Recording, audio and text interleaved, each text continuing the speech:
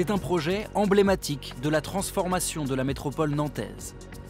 Un chantier hors norme.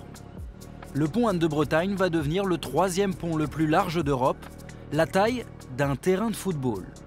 Objectif, accueillir un véritable espace public ouvert sur la Loire, paradis des mobilités douces. Ce sera un lieu de destination, on pourra organiser, se promener, se poser, là où ça n'est aujourd'hui qu'un pont qui sert à se déplacer prioritairement, principalement en voiture.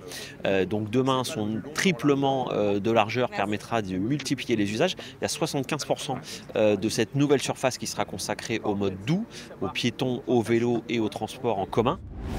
Le pont accueillera 2 nouvelles lignes de tramway sur un axe nord-sud, une alternative pour les 15 000 véhicules qui l'empruntent chaque jour.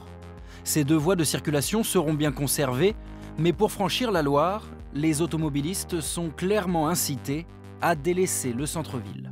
On met en place des infrastructures qui vont permettre de changer de comportement et c'est conforme d'ailleurs à notre objectif de plan de déplacement urbain qui vise à réduire la place de la voiture. Alors pas à chasser la voiture, hein, contrairement à ce que disent certaines mauvaises langues, mais à réduire la place de la voiture. Moi je suis assez pragmatique, je pense qu'il y aura peut-être moins de voitures à circuler, mais il y en aura quand même encore un certain nombre. Il faut bien qu'elles passent et si on ne les veut pas en cœur d'agglomération, mieux vaut qu'elles passent sur le périphérique qui est fait pour les accueillir.